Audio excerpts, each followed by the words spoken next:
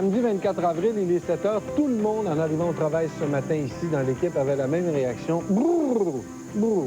Il semble par rapport au matin qu'on a connu cette semaine, là, il y a un petit frisson en débarquant de l'auto ce matin. On est dans le négatif ce matin, je regarde ça. Hein? Oui, dans le négatif. Moins quelques degrés. Bon samedi matin, quand même. Comment? On est dans le rouge comme mon compte de banque, c'est la même chose. Qu'est-ce qui est plus dans le rouge? Moins 3, moins 1 ou le compte de banque? Je reste à Montréal maintenant, je pense que je suis un peu plus dans le rouge à Montréal qu'à Québec. Vous ressemblez plus à Sept-Îles. D'ailleurs, très important pour préparer nos activités de fin de semaine, de vérifier la météo, évidemment. On va tout de suite retrouver notre nouvelle collaboratrice à la météo. C'est Chantal Audette qu'on vous présente ce matin. Bon samedi matin, Chantal. Bonjour tout le monde, bon week-end. Bienvenue dans l'équipe. Merci beaucoup à vous tous. On vous a déjà vu à l'occasion, mais là, on va vous voir plus régulièrement. Dites-nous de quoi sera fait notre fin de semaine. Bien, c'est vrai, on a fait vroom ce matin en arrivant au travail et on fait vroom comme ça toute la journée parce qu'il va faire nettement au-dessous des normales de saison. Les normales qui sont d'environ 13 degrés, mais aujourd'hui, là, on atteindra tout au plus 8 degrés. Le soleil qui tente de faire une petite percée, mais ça ne lui réussit pas beaucoup. Enfin, on va voir ce que ça va donner aujourd'hui. Mais il est censé faire soleil aujourd'hui, mais on prévoit un petit peu de neige pour les secteurs plus au nord. De toute façon, je vais vous revenir avec tous les détails de la météo un petit peu plus tard. De la neige rendue fin avril. Oui, même on reçoit quelques flocons présentement. Oui, C'est grave. Oui, l'heure est grave, certain. À tout à l'heure, Chantal. À tantôt. À tout à l'heure. En information, c'est une nouvelle assez étonnante. À Montréal, il y a des bombes qui ont été découvertes sur les lieux de postes de police. Exactement. Alors, c'est une lettre qui a été envoyée aux policiers de Montréal disant qu'il y avait des bombes qui avaient été placées dans 21 des 49 postes de la SPCUM. Alors, les 400 policiers ont fait des fouilles pendant toute la nuit. On a retrouvé 5 engins explosifs. Finalement, ils ont été neutralisés, mais c'est quand même très inquiétant. Mais oui. Aucun suspect, on vous donne tous les détails tout à l'heure. On ne parle pas de colis suspects, mais bien de bombes réelles. Oui, c'est ça qui est surprenant, parce qu'habituellement, il y a des lettres anonymes comme ça et on va retrouver des colis suspects avec peut-être une boîte de carton ou quoi que ce soit. Mais là, ce n'est pas le cas. C'était réellement des bombes au quartier du SPCUM. On va suivre cette affaire-là durant toute l'émission. Des reportages en direct à prévoir. Jean-François Guérin est là. Ah bon, Jean-François qui est de retour de Denver. Exact. Oui, OK, merci Karine. Dans le monde du sport, les sénateurs d'Ottawa ont perdu hier C'est décevant comme défaite. en deuxième période supplémentaire. Effectivement, on s'est couché tard hier. On a suivi le match un peu parce qu'effectivement, on avait hâte de voir si les sénateurs allaient être en mesure de battre les Sabres de Bafou et surtout déjouer Dominique Hachek qui leur a causé des problèmes lors du premier match. Encore une fois, hier, Hachek a été excellent. Les sénateurs ont quand même réussi à le déjouer à 2 occasions. Et comme l'avait dit Benoît, on a dû se rendre jusqu'en deuxième période de prolongation pour enfin voir une équipe marquée. Et malheureusement, pour les partisans des sénateurs, ce sont les Sabres qui ont marqué, donc ils prennent l'avance 2-0 dans cette série. En plus. Et là, on s'en va à Buffalo contre Hachek. Ce sera vraiment pas facile pour les sénateurs. Non. Fin de série qui va être assez difficile. Ils vont toujours être en récupération pratiquement. Ouais. Karine, aux arts et spectacles, c'était le lancement du nouveau spectacle du Cirque du Soleil. Du Cirque du Soleil, hier, c'était la première médiatique de ce nouveau spectacle qui s'appelle Dralion, qui permet la rencontre de 2 styles de cirque, c'est-à-dire le cirque chinois qui est ancestral et le Cirque du Soleil, qui a maintenant 20 ans. Alors, qu'est-ce que cet amalgame de 2 styles donne? Ça donne Dralion. Il y aura Pascal Ouellini qui nous a concocté un reportage qui nous donnera tous les détails parce que malheureusement, je n'avais pas mon avion d'Olivier pour aller voir le show. L'hélico, vous avez demandé l'audio? Voilà. Non, je pense que je suis pas encore assez pesante au réseau. Ah, ben, ça sent bien, par exemple. Mais qu'est-ce que vous êtes allé voir d'abord? Qu'est-ce que vous êtes allé voir? Ah, mais je suis allée voir Dogmatique, moi, hier soir. Bon prix de consolation. Oui, c'était bien, c'était un bon spectacle. On se reparle tout à l'heure. Catégorie record du monde ce matin. Allez-y. Record du monde. Record du monde du plus petit chien au monde. Oh, je veux voir ça. Plus petit chien au monde, le voici. C'est Ça fait pas des gros. Regardez la balance. Un éleveur de Bangkok qui prétend... les policiers techniciens du SPCUM et de la Sûreté du Québec ont réussi à neutraliser les 5 engins explosifs. Dites-nous, c'est une opération majeure. Ça a dû mobiliser beaucoup de policiers au cours de la nuit. Oui, au courant des 12 dernières heures, là, je peux vous confirmer qu'il y a eu environ entre 300 et 400 policiers qui ont effectué des vérifications dans l'intérieur, extérieur, des périmètres de sécurité et principalement des fouilles et surtout des manœuvres délicates. La lettre que vous avez découverte, qu'est-ce qu'elle dit en gros? Écoutez, dans le contenu de la lettre, elle identifie surtout 21 endroits. Tant qu'au contenu, il faut d'abord valider son contenu et son motif, et seule l'enquête pourra permettre de confirmer hors de tout doute si effectivement les auteurs ou l'auteur, et la motif qui justifie tout ça. C'est l'enquête qui va déterminer hors de tout doute, mais pas auparavant. Mais Merci, M. Gagnon. Oui. Oui. Jean-François, justement, est-ce qu'on peut relier ces 5 engins à un événement comme tel ou pas encore? C'est trop tôt? Non, c'est trop tôt dans l'enquête, évidemment. Selon les informations qu'on a pu gagner à gauche et à droite cette nuit, il semble qu'on fait référence à l'état policier, au conflit au Kosovo. Ça semble un peu confus pour l'instant. Alors, beaucoup de choses à vérifier avant d'y aller vraiment d'une piste sûre et intéressante. Il n'y a pas de suspect pour l'instant non plus, hein? Non, absolument aucun suspect d'arrêté. Il y a, je dois vous dire, la réunion ce matin des enquêteurs pour faire le point sur ce qu'on a jusqu'ici dans cette enquête-là. Merci beaucoup, Jean-François. Vous continuez de suivre cette affaire-là, Jean-François. On va reparler un petit peu plus tard. Hein? Oui. Maintenant, dans la région de Québec, on rapporte un accident mortel cette nuit également. Ça s'est passé cette nuit, Denis Thériault, sur l'île d'Orléans. Exactement, à la sortie du pont de l'île d'Orléans, une dame de 21 ans, probablement qu'elle revenait chez elle. Selon les policiers, il y a de bonnes chances qu'elle roulait très vite. Vous voyez ces poteaux du garde-fou à terre. Il y en a une quinzaine qui ont été jetés à terre par l'impact de la voiture. La voiture a fait quelques tonneaux. La dame qui était à l'intérieur, on peut voir l'état de la voiture, la dame donc a succombé à ses blessures, une femme de 21 ans. La vitesse est probablement en cause, probablement un moment de distraction aussi dans la courbe. Ah oui. Merci, Denis. Merci, Denis. À plus tard. Maintenant, à l'étranger, il y a toujours le temps qui continue de frapper en Yougoslavie, nuit après nuit. Pourtant, on est en plein sommet parce que c'est le 50e anniversaire de l'OTAN, mais ce n'est vraiment pas l'ambiance à la fête. Oui, il y a des bombardements qui se poursuivent. Maintenant, les avions de l'Alliance Atlantique ont frappé la ville de Nice, qui est située dans le sud de la Yougoslavie. Cette ville est considérée comme le quartier général des forces armées serbes qui agissent au Kosovo. Il y a une raffinerie de pétrole, entre autres, qui a été touchée. Il y a 2 missiles également qui ont touché un dépôt de carburant. On peut peut-être aussi reparler, il y a eu un bâtiment de télévision qui a été détruit par des attaques, exactement.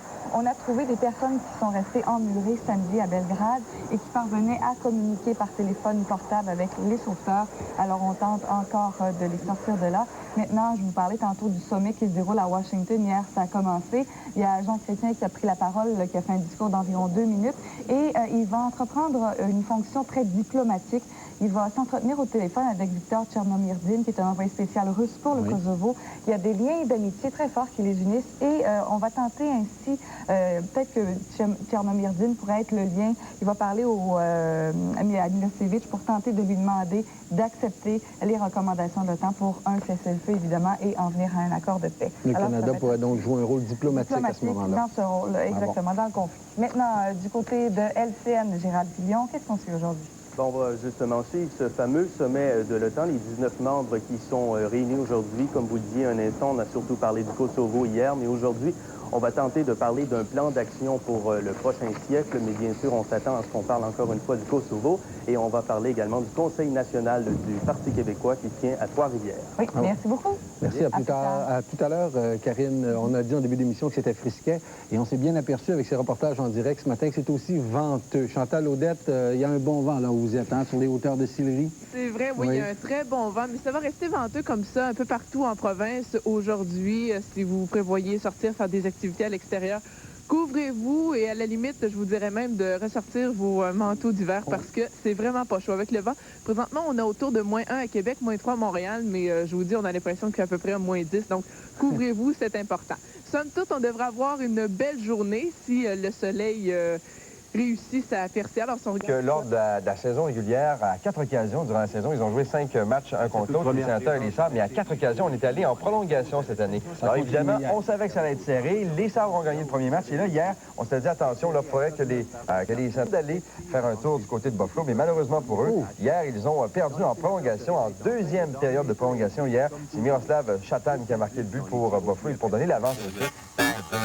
Évidemment que ça ne fait pas l'affaire de Jacques Martin. Mais c'est quand même un bon match de série, deuxième période de surtemps. C'est assez impressionnant. On dit souvent que c'est le meilleur hockey de la saison et encore une fois, ça donne raison. Et quand on regarde le match d'hier soir, ça a été fort intéressant. 39 tirs pour Buffalo, 47 pour Ottawa. Encore une fois, Dominique Hachette qui a fait le travail. Benoît, il y avait 2 autres matchs hier soir en Ligue nationale, encore une fois en série. Un match très, très robuste entre Dallas et Edmonton. Finalement, les Stars qui ont marqué deuxième but de la série pour Guy Carbonneau, le vétéran, l'ancien du Canadien. Alors, qui joue un rôle important pour les Stars, vous le voyez, donc victoire de 3-2. Et dans l'autre match, il y a les Mighty Ducks d'Anaheim qui ont perdu 5-1 contre Détroit. C'est Brandon Shanahan qui a été la grande vedette des Red Wings hier soir. Défaite des Expos. Oui, les Expos qui en avaient une mauvaise partie dans le système. Vous savez qu'ils n'ont pas joué depuis quelques jours à cause des événements tragiques du Colorado. C'était le premier match. Oui, premier match depuis quelques jours. Alors hier, c'était Dawson Hermanson qui était au monticule pour les Expos. On s'est dit, bon, ça augure bien. C'est le meilleur partant de la formation montréalaise, mais finalement, ça n'a pas bien été. Et les Expos ont perdu 6-2. Ils vont rejouer encore une fois aujourd'hui contre les Phillies.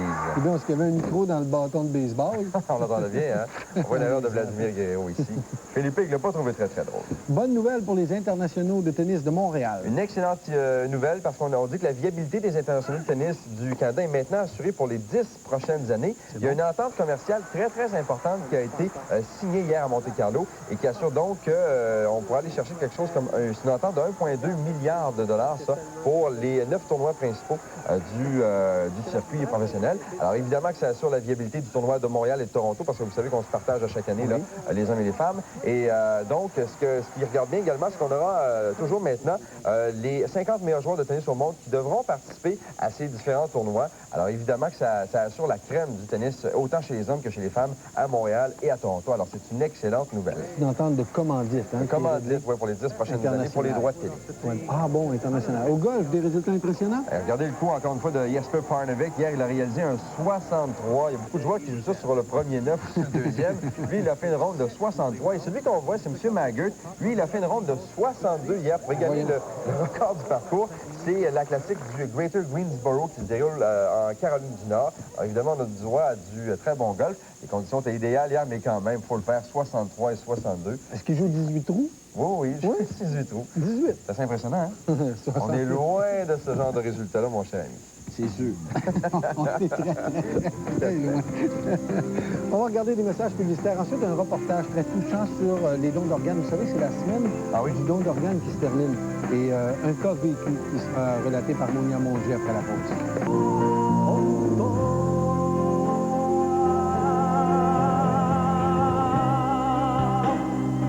Dralion ne rompt pas avec le style auquel le Cirque du Soleil nous a habitués. Cependant, les nouveaux créateurs s'imposent. Stéphane Roy, par exemple, a créé un décor de film de science-fiction d'une efficacité remarquable. Et le metteur en scène Guy Caron a su en exploiter les multiples possibilités. Le mariage de l'opéra et du techno de la compositrice Violaine Corradi est une autre belle révélation. Sur scène, ce sont les femmes qui épatent. Des acrobaties qui ont un air de déjà-vu prennent une autre dimension au féminin. Le russe de la distribution fait aussi beaucoup d'effets.